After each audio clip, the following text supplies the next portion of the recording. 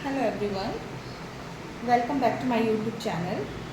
तो आज मैं क्लास 11 का मैथ्स स्टार्ट कर रही हूँ, मतलब उसके सॉल्व्स को करवाना स्टार्ट कर रही हूँ।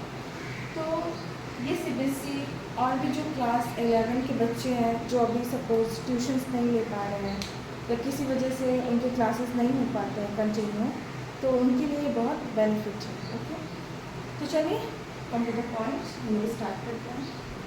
तो आज मैं थोड़ा सा इंट्रोडक्शन दूँगी अबाउट सेट्स के बारे में कि वो है क्या, और ये जो 1.1 है ना सेट्स, उसका एक मतलब कि आप थोड़ा सा भी डिस्क्रिप्शन समझ लीजिए। वो क्या है कि सपोज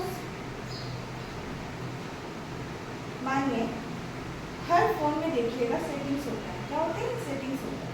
जैसे आप इस सेटिंग्स को ऑन करते हैं ना, तो देखिए तो सेटिंग्स में बहुत सारे ऑप्शन आ जाते हैं ना, SIM card, mobile, wifi, Bluetooth, connection sharing, ठीक है, ये सब आते हैं। होम एंड होम स्क्रीन का सेटिंग जो भी।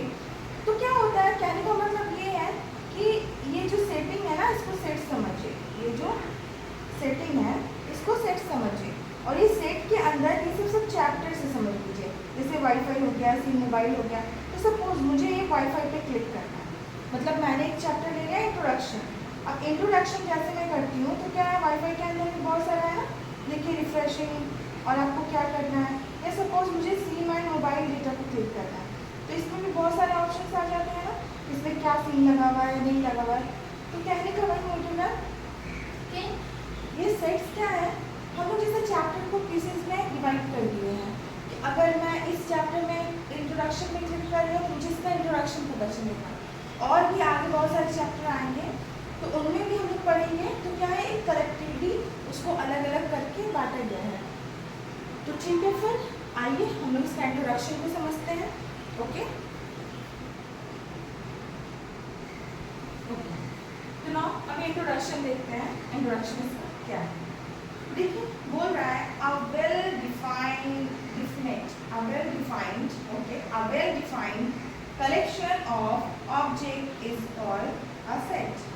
वेल डिफाइंड, जिसको अच्छी तरीके से डिफाइन किया गया। सपोज मैं एक क्लास में 3 बच्चों को बोलूँगी आप अपने फेवरेट सब्जेक्ट के बारे में लिखिए। ओके, चलिए मैं मान लेती हूँ एक का नाम कैपिटल ए है, एक बच्चे का नाम, दूसरे बच्चे का नाम कैपिटल बी है, और तीसरे बच्चे का नाम कैपिटल सी है। ओके, कैपिटल ए को जब मैंने बोला कि तुम अपने फेवरेट सब्जेक्ट के बारे में लिखो, इसके बारे में, फेवरेट सब्जेक्ट के बारे में, तो कैपिटल ए जो है उन्होंने लिख दिया मैथ्स एंड इंग्लिश। ओके, जब मैंने बी को बोला तो उसने बिल्कुल डिफरेंट लिखा, जैसे लिख दिया फिजिक्स और केमिस्ट्री। ठीक है, जब मैंने सी को बोला तो इसने ये दोनों से डिफरेंट लिखा, जैसे हिस्ट्री एंड ज्योग्राफी। ओके, तो क्या ए बी सी में क्या ये एक वेल डिफाइंड है? नहीं, क्योंकि इसका भी बिल्कुल डिफर है, इसका भी बिल्कुल डिफर है, और इसका भी बिल्कुल डिफर है। देखिए, तो क्या हम बोल सकते हैं कि ये वेल डिफाइंड है? नहीं ना, क्योंकि सब्जेक्ट सबके अलग अलग फेवरेट होंगे। लेकिन अगर मैं बोल लूँ कि आप एक सेट बनाइए, इनको मैंने क्या बोला कि आप एक सेट बनाइए, सेट्स बनाइए अपने फेवरेट सब्जेक्ट को। ठीक है, तो जब इन्होंने अपने फेवरेट सब्जेक्ट को चूज किया, तो किसी ने मैथ्स इंग्लिश को चूज किया, ए ने, बी ने किसको चूज किया, फिजिक्स केमिस्ट्री को, और सी ने हिस्ट्री और ज्योग्राफी को। बट मैं अगर इनको एक कॉन्सेप्ट दे दूं कि आप बबल पे ही, इस पे बबल पे ही सेट्स बनाइए, तो ए भी अपने सेट्स में क्या लिखेंगे, ए ई आई ओ यू। बी जो स्टूडेंट है वो भी अपने सेट में क्या लिखेगा, ए ई आई ओ यू, और सी भी अपने सेट में क्या लिखेगा, ए ई आई ओ यू। क्यों? क्योंकि हमने उन्हें बोला क्या, वेल डिफाइंड कीजिए, एक वेल डिफाइंड सेट बनाइए, किस पे, बबल पे। तो मतलब ऐसी चीजें जो पहले से फिक्स है, मतलब बबल को हम ऐसा नहीं लिख सकते हैं बी सी डी, नहीं ना, क्योंकि बबल तो फिक्स है ना, ए ई आई ओ यू जो बबल है हमारे वो तो फिक्स है। तो इन्होंने क्या किया, एक वेल डिफाइंड सेट बनाया। ठीक है, और ये जो है ये सेट इन्होंने अपनी अपनी मर्जी से बनाया है, क्या हम इन्हें वेल डिफाइंड बोल सकते हैं? नहीं, नहीं बोल सकते। तो इससे ये क्लैरिटी मिलती है कि एक वेल डिफाइंड सेट होगा। और एक एग्जाम्पल देते हैं, आप लोग समझ लीजिए। और एक एग्जाम्पल, ओके, तो और एक एग्जाम्पल समझ लीजिए कि हमने बोल दिया 3 बच्चों को, ए, बी और सी, मेरे 3 स्टूडेंट। इनको मैंने बोला कि आप लोग क्या कीजिए, इवन नंबर पे सेट बनाइए। किस पे? Even number. ओके, तो ये भी बनाएंगे ना, 2, 4, 6, 8। ये भी सेम बनाएंगे, 2, 4, 6, 8। ये भी सेम बनाएंगे, 2, 4, 6, 8, है ना।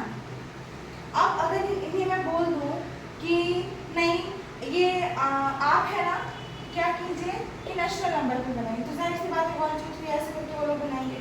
लेकिन मैंने इन्हें क्या बोल दिया कि एक वेल डिफाइंड, ये जो इवन नंबर है एक वेल डिफाइंड सेट है। कैसा है? Well defined. तो क्या बोला गया सेम कि a well defined collection of objects is called a set. Okay, फिर क्या बोल रहे हैं? Sets are usually donated by the capital letter A B C D E A B C and X Y Z। Okay, suppose ये जो मेरे sets का जो नेम है ना वो A B C, ये क्या होना चाहिए? ये होना चाहिए कैपिटल लेटर। किसमें होना चाहिए? Capital letter. और ये जो है ये किसमें होना चाहिए? अभी मैं और एक एग्जाम्पल देती हूँ, उस तरीके से बना के आप लोग को अच्छे से समझ में आ जाता है। ओके, तो देखिए, sets are usually denoted by the capital letter A B C X Y Z। Suppose ये जो सेट्स है ये किसमें रहना चाहिए? कैपिटल A में। किसमें? कैपिटल A में, कैपिटल लेटर। और इसके जो अंदर के एलिमेंट्स बोलते हैं, इसको एलिमेंट्स बोल सकते हैं, मैचअप बोल सकते हैं, मतलब इनका कोई एक फिक्स नहीं है, इनको बहुत सारे नाम से हम लोग डोनेट करते हैं। तो अभी फिलहाल हम इसको एलिमेंट बोल के समझते हैं। तो जो एलिमेंट है इनको हम लोग किससे ये लिखते हैं? स्मॉल लेटर से। ओके, इसको स्मॉल लेटर से डोनेट किया जाता है। तो हमेशा याद रखिएगा। और ये किससे घिरा रहता है? कर्ली ब्रैकेट से। इससे कर्ली ब्रैकेट। ओके, तो अभी इतना समझिए कि क्या बोल रहा है फर्स्ट पॉइंट में कि a well defined collection of objects is called a set. Okay, well defined रहेगा, चाहे हम इवन नंबर पे लेंगे, ऑड नंबर पे लेंगे, या फिर आपका ववेल पे लेंगे, या कॉन्सोनेंट के सेट पे लेंगे, कुछ भी लेंगे वेल डिफाइंड रहेगा। और क्या बोल रहा है कि sets are usually denoted by the capital letter. ये जो सेट्स के नेम होंगे ना फर्स्ट के, उनको किससे लिखेंगे? A से, A B C या फिर X Y Z। और the elements of a set, elements मतलब ये अंदर की ब्रैकेट, उसको क्या बोल रहा है? स्मॉल लेटर, जैसे A B C या X Y Z में उसको हम लोग रिप्रेजेंट करेंगे। ओके, तो ये पॉइंट 1 है। और अगले पॉइंट को मैं पढ़ा रही हूँ, इसको कॉपी कर लीजिए। ओके, अब पॉइंट 2 देखिए। आई होप सो आप लोगों को समझ में आ रहा होगा, और नहीं समझ रहा है तो प्लीज़ आप कमेंट कीजिए, मैं और एक बार चैप्टर को अच्छे से समझाऊँगा। बट इंट्रोडक्शन उतना हार्ड नहीं है, बस आपको समझना है कि एक वेल डिफाइंड मतलब कलेक्शन होना चाहिए इसमें।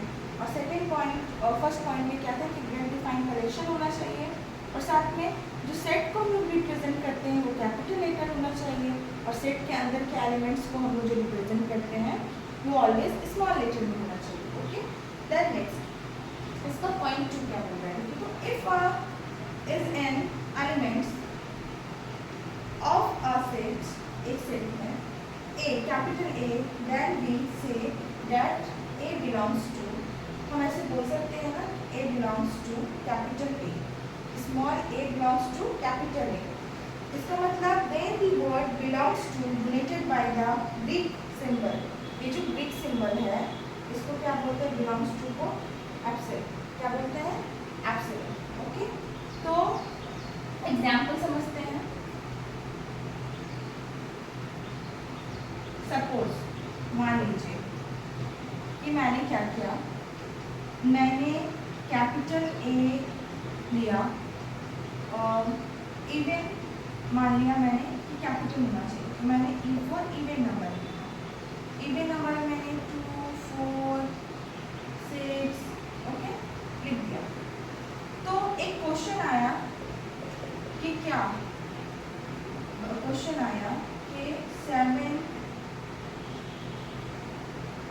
बिलोंग्स टू, नहीं, E belongs to, E for even number, E belongs to 7। क्या इवन नंबर पे 7 बिलोंग्स करता है? इवन नंबर क्या होता है? जैसे 2, 4, 6, 8, जो पेयरिंग वर्ड्स हो, पेयरिंग नंबर्स, उसको क्या बोलते हैं? Even number. ओके, तो इसमें पूछ रहा है कि क्या जो इवन नंबर है मेरा, capital E for even number, even number, तो क्या जो मेरा इवन नंबर है ये बिलोंग्स टू का साइन है, ये क्या बिलोंग कर रहा है? तो हम लोग लिखेंगे ये जो स्टेटमेंट लिखा है फॉल्स है, नहीं कर रहा है, तो कैसे लिखेंगे? E not belongs to 7। Okay, लेकिन अगर इसी को हमको चेंज करना हो हम ये लिख सकते हैं ना, अगर मेरे क्वेश्चन में दे दिया कि क्या E में 6 बिलोंग्स करता है? Yes, 2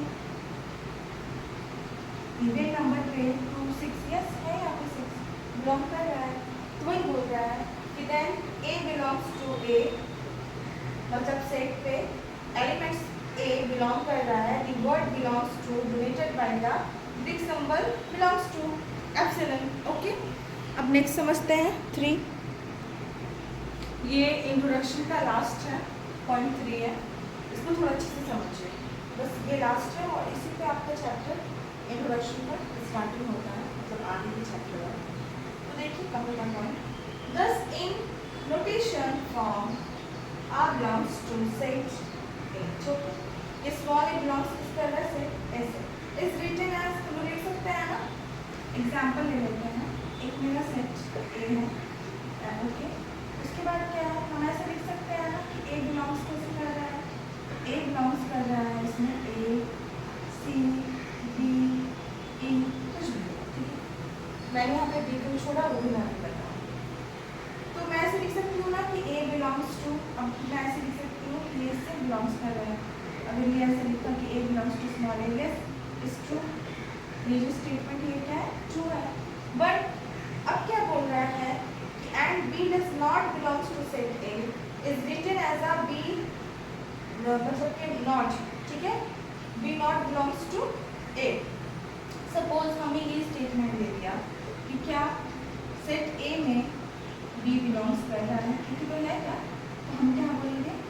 does not belongs, okay, ये बिलोंग नहीं कर, तो ये नॉट का साइन है, अगर बिलोंग करेगा तो सिंपल E लिखिए और बिलोंग ना करे तो E लिखकर इसको काट दीजिए, कैंसिल कर दीजिए। ओके, तो पहले हम लोगों ने क्या समझा? वेल डिफाइन, उसके बाद उसको कैपिटल A या स्मॉल a से अंदर के एलिमेंट्स को डिलीट करते हैं, उसके बाद हम लोगों ने क्या समझा कि इसको लिखने के अंदर इसमें किसका यूज़ करते हैं? कर्ली ब्रैकेट का यूज़ करते हैं। ओके, एलिमेंट्स जो होते हैं उनको हम किसके अंदर लिखते हैं? कर्ली ब्रैकेट के अंदर लिखते हैं। ओके, और क्या समझा हमने? और हमने समझा कि जो सेट होते हैं वो उनकी स्टार्टिंग क्या होती है? कैपिटल से होती है, और अंदर के जो लेटर्स होते हैं उनको स्मॉल से। उसके बाद हम अगर बिलोंग्स टू लिखते हैं तो हम पहले देखते हैं कि जो एलिमेंट है मेरा वो यहाँ पे प्रेजेंट है या नहीं है। सपोज यहाँ पे A प्रेजेंट है तो ये बिलोंग्स टू, B प्रेजेंट नहीं है तो ये नॉट बिलोंग्स टू। ओके, तो इंट्रोडक्शन कंप्लीट हो गया है। इसके बाद मैं नेक्स्ट वीडियो में अगले चैप्टर के साथ मिलती हूँ। तब तक के लिए बाय बाय, टेक केयर।